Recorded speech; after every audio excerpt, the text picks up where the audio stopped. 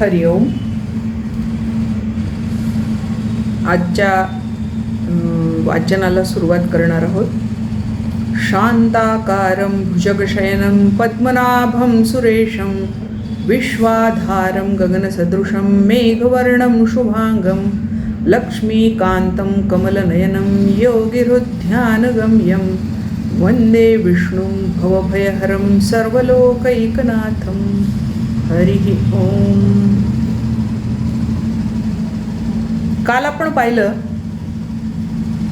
पांडवांकडचे महेश्वास म्हणजे महाधनुर्धारी महारथी जे होते त्यांची सगळ्यांची यादी वाचली दुर्योधनाने द्रोणाचार्यांपुढे, कारण ते सेनापती आहेत. आणि आता आज जे आपण श्लोक बघणार आहोत त्या श्लोकांमध्ये कौरवांकडचे दिग्गज कोण कोण आहेत, कौरवांकडचे महेश्वास कोण कोण आहेत, कौरवांकडचे महारथी कोण कोण आहेत आणि त्यांचं वैशिष्ट्य काय आहे.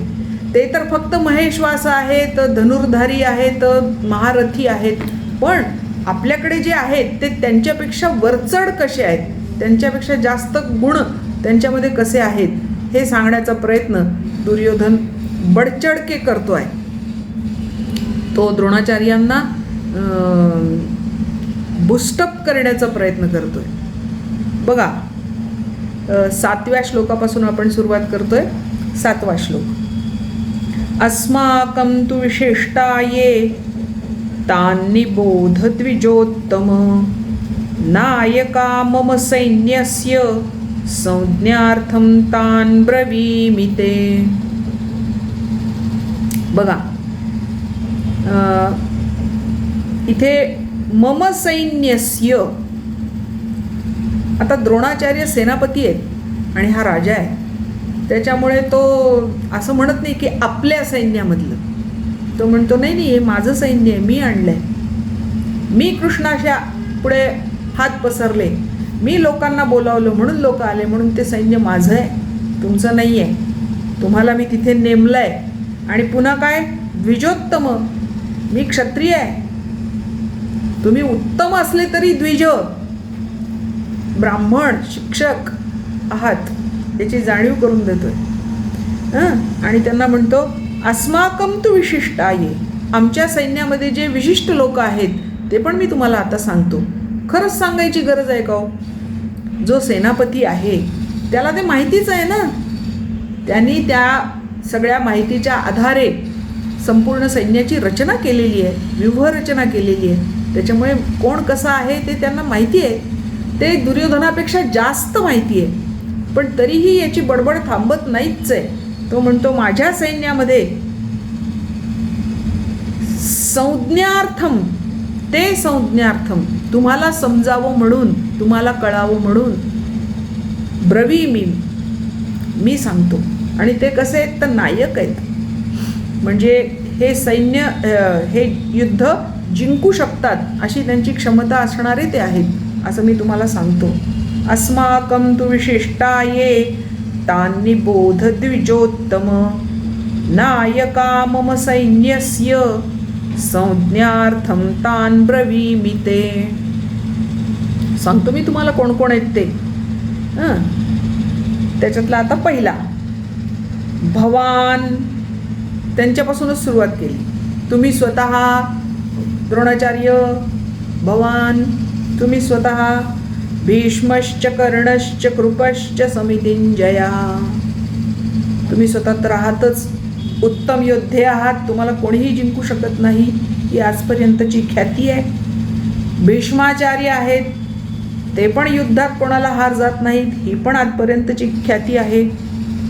कर्ण महारथी आहे, कृपाचार्य आहेत, समितिंजय आहे.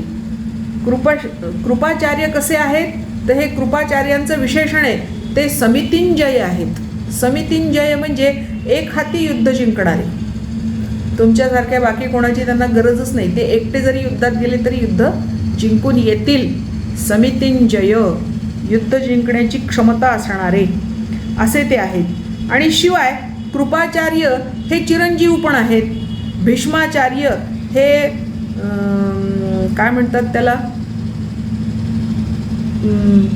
इच्छामरणी, त्याच्यामुळे ते मरणार नाहीत, युद्ध झाल्यावरच ते मरतील, त्यांना कोणी मारू शकत नाही. शिवाय कुशल योद्धा, समितिंजय म्हणजे कुशल योद्धा आहेत, एक हाती युद्ध जिंकण्याची त्यांच्यामध्ये क्षमता आहे. हे सगळे तर इथे आहेतच. भवान भीष्मश्च कर्णश्च कृपश्च समितिंजयः अश्वत्थामा, तो पण आहे. बरं, यामध्ये कृप आणि अश्वत्थामा हे दोघे चिरंजीव आहेत. त्या सप्त चिरंजीवांमध्ये त्यांचं नाव येतं. अश्वत्थामा बलिर्व्यासो हनुमांश्च विभीषणः कृपः परशुरामश्च सप्तैते चिरजीविनः. त्या 7 चिरंजीवांपैकी 2 चिरंजीव तर आपल्याकडेच आहेत. म्हणजे 2 जण चिरंजीव आहेत, 1 जण इच्छामरणी आहे आणि बाकीचे सगळे समितिंजय आहेत. विकर्णश्च सौमदत्तीस् तथैव च. विकर्ण पण आहे, सौमदत्ती पण आहे. विकर्ण म्हणजे दुर्योधनाचा लहाना भाऊ. तर तो महान धर्मात्मा आणि शूरवीर होता, अशी त्याची ख्याती आहे. म्हणजे धर्माने युद्ध करणारा आणि धर्माचरण करणारा असा तो होता, दुर्योधनासारखा नव्हता. आणि अत्यंत शूर योद्धा, कुशल योद्धा होता. आणि सौमदत्ती, सौमदत्ती म्हणजेच भूरिश्रवा नावाचा राजा. हा भूरिश्रवा महापराक्रमी, महारथी, महान धर्मात्मा असा होता. त्याच्यामुळे हे सगळे आपल्याकडे आहेत. आपण आहात स्वतः, भीष्माचार्य आहेत, कर्ण आहे, कृप आहे, अश्वत्थामा आहे, विकर्ण आहे आणि सौमदत्ती आहे. म्हणजे घाबरायचं काही कारण मुळीच नाही. तुम्ही सुद्धा घाबरू नका, मी पण घाबरत नाही असं म्हणणारा तो ॲक्च्युली मनातून घाबरलेला आहे. कारण मनामध्ये चोर आहे, कारण मनामध्ये कपट आहे. ज्याच्या मनात कपट असतं त्याचं मन स्थिर राहत नाही, त्याच्यामुळे तो मनातून ॲक्च्युली घाबरलेला आहे. अन्ये च बहवः शूरा मदर्थे त्यक्त जीविताः. स्वतःचा मीपणा इतका आहे ना. बघा, अन्येच बहवः शूरः, इतर अनेक शूरवीर योद्धे इथे आहेत. आणि काय, मदर्थे त्यक्त जीविता, माझ्या एका शब्दाखातर स्वतःचा जीव द्यायलाही तयार असणारे, स्वतःचं जीवन त्यागणारे. युद्धात आले म्हणजे मरणार ना, म्हणजे मरण्याची तयारी आहे त्यांची. कुणासाठी? माझ्यासाठी, राजासाठी मरण्याची तयारी आहे. माझ्या एका शब्दावर ते माझ्यासाठी मरायला तयार झालेले आहेत. असे अनेक वीर या ठिकाणी आहेत. आणि कसे आहेत ते? नाना शस्त्र प्रहरणाः सर्वे युद्ध विशारदाः. त्यांच्याकडे अनेक प्रकारचे शस्त्र आणि प्रहरण म्हणजे अस्त्र आहेत. आणि ते चालवण्यामध्ये ते विशारद, पटू आहेत. त्यांना सांगायची गरज नाही कोणत्या वेळी शस्त्राचा, अस्त्रांचा, कशाचा काय वापर करायचा, हे त्यांना सांगायची गरज नाही. त्याच्यात ते प्रवीण आहेत, विशारद आहेत आणि ते योद्धे पण आहेत. त्याच्यामुळे घाबरायचं काही कारण नाही. असं तो कृपाचार्यांना, द्रोणाचार्यांना सांगतो, सेनापती असणाऱ्या द्रोणाचार्यांना सांगतो. आणखी काय सांगतोय बघा पुढे. अपर्याप्तं तदस्माकं बलं भीष्माभिरक्षितं. आमचं जे सैन्यबळ आहे, हे सैन्यबळ कसं आहे? ज्याचा रक्षणकर्ता भीष्माचार्य आहे, म्हणजे भीष्मांच्या हातात आहे, भीष्मांच्या आधिपत्याखाली आहे. त्याच्यामुळे त्यांनी बरोबर कोणाची योजना कुठे करायची हे केलेलं आहे. त्याच्यामुळे घाबरायचं काही कारण नाही. इथे अपर्याप्त शब्दाचा अर्थ असा आहे की सर्व प्रकारे अजिंक्य असणारं. पर्याप्त म्हणजे जिंकायला सोपं, सहज जिंकता येईल असं. आणि अपर्याप्त म्हणजे ज्याला सहजासहजी जिंकता येत नाही असं. असं जे सैन्य आहे ते आमचं सैन्यबळ हे कसं आहे? भीष्म अभिरक्षितम, भीष्मांच्या आधिपत्याखाली आहे.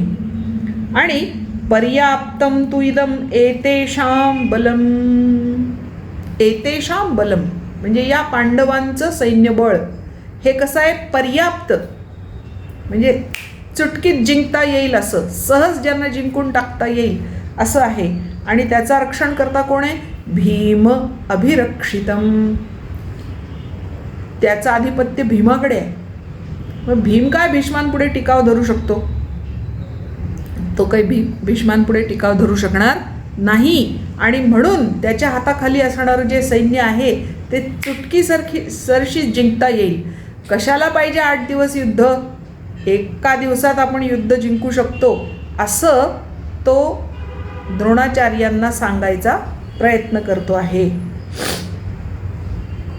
अयनेषु च सर्वेषु यथा भागमवस्थिताः भीष्मम् एवाभिरक्षन्तु भवन्तः सर्व एव हि. त्या दुर्योधनाच्या मनामध्ये एवढी भीती आहे ना, त्या भीतीमुळे खरं म्हणजे त्याला काही सुचेनासं झालेलं आहे आणि म्हणून तो बडबड करतोय. तो द्रोणाचार्यांना काय सांगतोय, अयनेषु च सर्वेषु, या सगळ्या युद्धस्थितीमध्ये यथाभागम अवस्थित, आपले सगळे सैन्याचे भाग त्यांना दिलेल्या ठिकाणी, नेमून दिलेल्या ठिकाणी ते अवस्थित झालेले आहेत, स्थिरावलेले आहेत. म्हणजे त्यांनी आपली आपली जागा घेतलेली आहे, ते तिथे बरोबर जाऊन थांबलेले आहेत. मात्र भीष्मम एव अभिरक्षन्तु भवन्ता सर्व एव हि, तुम्ही सगळ्यांनी मिळून भीष्माचार्यांचं रक्षण केलं पाहिजे, भीष्माचार्यांचं रक्षण तुम्ही केलंच पाहिजे. त्याचं कारण, त्याच्या मनात जी भीती आहे ती ही आहे की भीष्मांनी मी शिखंडीशी युद्ध करणार नाही, शिखंडी जर युद्ध करायला समोर आला तर मी शस्त्रत्याग करीन अशी प्रतिज्ञा केलेली आहे. आता ती भीष्माचार्यांची प्रतिज्ञा आहे, भीष्म प्रतिज्ञा आहे. त्याच्यामुळे शिखंडी जर त्यांच्या समोर आला तर ते युद्ध सोडून देतील आणि मग आपल्याला हारण्याशिवाय दुसरा पर्याय नाही, हे दुर्योधनाला माहिती आहे. म्हणून तो पुन्हा द्रोणाचार्यांना हे जतावून सांगतोय की शिखंडीला त्यांच्यासमोर येऊ द्यायचं नाही, शिखंडीला त्यांच्यासमोर येऊ द्यायचं नाही, शिखंडीपासून त्यांचं तुम्ही रक्षण करायचं आहे. तुम्ही नाही, सगळ्यांनी त्याचं रक्षण करायचं आहे असं तो दुर्योधन पुन्हा त्या द्रोणाचार्यांना जतावून सांगतो आहे.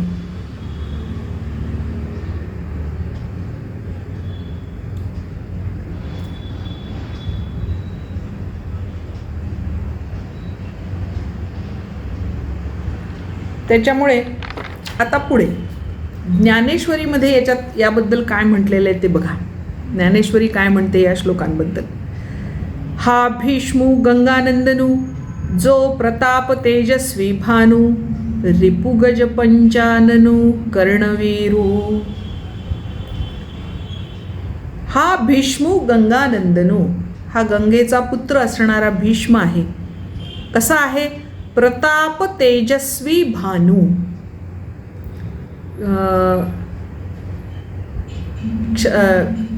रणांगणामध्ये पराक्रम गाजवण्याच्या बाबतीत तो पराक्रमी सूर्यच आहे.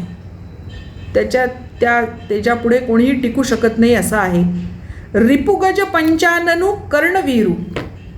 कर्ण हा वीर जो आहे हा कसा आहे, रिपू म्हणजे शत्रू, गज म्हणजे हत्ती, पंचानन म्हणजे सिंह. शत्रुरूपी हत्तीच्या गंडस्थळावर वार करणारा सिंह आहे. हत्तीचं गंडस्थळ फोडलं की तो एकदम हतबल होऊन जातो, त्याचं बळ सगळं नष्ट होऊन जातं. म्हणून सिंह नेहमी आधी त्याच्या गंडस्थळावर वार करतो. तर तसा वार करणारा हा आपला कर्ण आहे. या एकेकाचे निमनो व्यापारे हे विश्व होय संहारे. हा कृपाचार्यू न पुरे एकलाची. बघा, या एकेकाचे नि मनोव्यापारे, यापैकी असणाऱ्या सगळ्यांच्या एकट्याच्या मनामध्ये जरी आलं, नुसतं एकट्याच्या जरी मनात आलं तरी हे विश्व होय संहारे, या संपूर्ण विश्वाचा संहार होऊ शकतो एवढी क्षमता या प्रत्येकामध्ये आहे. हा कृपाचार्यू न पुरे, समितिंजय म्हणलंय त्याला. कृपाचार्य कसा आहे? समितिंजय आहे, तो एकटाच पुरेसा आहे. एकलाची, हे युद्ध संपवण्याला तो एकटाच पुरेसा आहे, बाकीच्यांची गरजच नाही ॲक्च्युली. येथ विकर्णुवीरू आहे, हा अश्वत्थामा पैल पाहे, याचा आडदरू सदाव आहे. कृतांतू मनी, आडदरू म्हणजे धाक. हा जो अश्वत्थामा आहे, हा याचा धाक कुणाला आहे? कृतांत काळाला सुद्धा त्याचा धाक आहे, तो सुद्धा त्याला घाबरतो. त्या कृतांत काळालाही त्याला पाहिले की धडकी भरते, असा हा अश्वत्थामा आहे. असा योद्धा असणारा हा अश्वत्थामा आहे. ना तरी प्रलयवन्नी महावातू, या दोघा जैसा सांघा तू, तैसा हा गंगासुतू सेनापती. आता हा जो सेनापती असणारा गंगासुत म्हणजे भीष्माचार्य आहे, तो कसा आहे? ना तरी प्रलयवन्नी महावातू, वडवाग्नी पेटावा आणि वावटळ सुटावी, वाऱ्याचं वादळ सुटावं, आणि या दोघा जैसा सांघातू, या दोघांचा मिलाप व्हावा, म्हणजे हे दोघं एकत्र यावेत. म्हणजे वावटळ पण सुटलेली आहे आणि वडवाग्नी पण पेटलेला आहे. तैसा हा गंगासुतू, तर काय होईल? तर त्याच्या चपेटमध्ये जे जे येईल ते सगळं जळून खाक होईल. म्हणून हा भीष्माचार्य जर लढायला उभा राहिला तर त्यांच्या मर्यादेत जो कोण येईल त्याचा नाशच होईल, असा हा सेनापती आहे. आता येणेसी कवण भिडे, हे पांडव सैन्य कीर थोकडे, परी ओईचिले आपडे दिसतसे. आता या गंगासुताला कोण येऊन भिडणार आहे? त्याच्याशी कोण युद्ध करणार आहे? त्यांच्यापुढे हे पांडव सैन्य कीर थोकडे, हे अगदी क्षुल्लक आहे, काहीच नाही. परी ओईचिले आपडे, ते अत्यंत अल्प असून सुद्धा असं पसरलेलं दिसतंय. धृष्टद्युम्नानी त्या सैन्याची अशी रचना केली होती की 11 अक्षौहिणी सैन्यापेक्षा हे 7 अक्षौहिणी सैन्य प्रचंड मोठं दिसावं, अशी त्याची रचना केली होती. त्याच्यामुळे तो म्हणतो हे तर काय एकदम सोप्पं आहे. वीर भीमसेनू बेथू, बेथू म्हणजे दांडगा. त्याचा सेनापती जो आहे तो भीमसेन आहे आणि तो दांडगा आहे. म्हणजेच काय, विचार करत नाही, समोर येईल त्याप्रमाणे कृती करून मोकळा होतो, समोर येईल त्याला तो मारत सुटतो, असा तो आहे. तो जाहला से सेनानाथू, ऐसे बोलुनिया मातू, सांडिली तेणे. अशी आपल्या गुरूंजवळ बडबड करून तो थांबला, त्याचं बोलणं त्यांनी थांबवलं. जया जिया अक्षौहिणी, तेणे तिया आयणी, वरगण कवण कवणी महारथिया. हे सगळं झाल्यावर आपल्या सैन्याला उद्देशून तो म्हणतो, जया जिया अक्षौहिणी, ज्याला ज्या ज्या अक्षौहिणीमध्ये ठेवलेलं आहे किंवा नेमलेलं आहे, वरगण कवण कवणी, आणि ज्याचा जो कोण प्रमुख आहे, मुख्य जो आहे, महारथिया, त्या महारथ्याच्या आधिपत्याखाली त्यांनी आपापल्या अक्षौहिणीमध्ये राहावं, असं तो त्यांना सांगतोय. तेणे तिया आवरिजे, भीष्मा तळी राहिजे, द्रोणा ते म्हणे परितिजे तुम्ही सकळी. या सगळ्या बाकीच्या महारथ्यांना तो सांगतो की तेणे तिया आवरिजे, प्रत्येकाने आपापली जी काय जबाबदारी आहे ती सांभाळावी. भीष्मातळी राहिजे, भीष्माचार्यांच्या आधिपत्याखाली राहा, ते सांगतील तसं करा. द्रोणा ते म्हणी परितिजे, आणि द्रोणाकडे वळून म्हणतात की तुम्ही रक्षण करा भीष्माचार्यांचं, त्यांच्या आधिपत्याखाली राहून त्यांचं रक्षण करा. हाची एकू रक्षावा, हा एकटाच रक्षण करण्यायोग्य आहे. मी तैसा देखावा, कसं रक्षण करा, जणू काही त्यांच्या जागी मीच आहे, दुर्योधनच आहे, राजाच आहे, अशा प्रकारे त्यांचं रक्षण करा. येणे दळभारू आघवा साचवमुचा, अशा प्रकारे आमची जी सेना भार आहे, दळभार आहे, हा अतिशय उत्तम आहे, अशी जाणीव तो गुरु द्रोणाचार्यांना करून देतो. आज आपण हा विषय इथे याविषयी आपण इथे थांबणार आहोत. परत आपले श्लोक एकदा म्हणू आणि आजचा भाग इथे थांबवू. हरि ओम. अस्माकं तु विशिष्टाये तान्निबोध द्विजोत्तम, नायका मम सैन्यस्य संज्ञार्थं तान् ब्रवीमि ते. भवान् भीष्मश्च कर्णश्च कृपश्च समितिञ्जयः, अश्वत्थामा विकर्णश्च सौमदत्तिस्तथैव च. अन्ये च बहवः शूरा मदर्थे त्यक्तजीविताः, नानाशस्त्रप्रहरणाः सर्वे युद्धविशारदाः. अपर्याप्तं तदस्माकं बलं भीष्माभिरक्षितं, पर्याप्तं त्विदमेतेषां बलं भीमाभिरक्षितम्. अयनेषु च सर्वेषु यथा भागमवस्थिताः, भीष्ममेवाभिरक्षन्तु भवन्तः सर्व एव हि. हा भीष्मु गंगानंदनु, जो प्रताप तेजस्वी भानु, रिपुगज पंचाननु कर्णवीरू. या एकेकाचे मनोव्यापारे, हे विश्व होय संहारे. हा कृपाचार्यून पुरे एकलाची, येथ विकर्णवीरू आहे. हा अश्वत्थामा पैलपाहे, याचा आडदरू सदा वाहे कृतांतू मनी. ना तरी प्रलयवन्ही महावातू, या दोघा जैसा सांघातू. तैसा हा गंगासुतू सेनापती.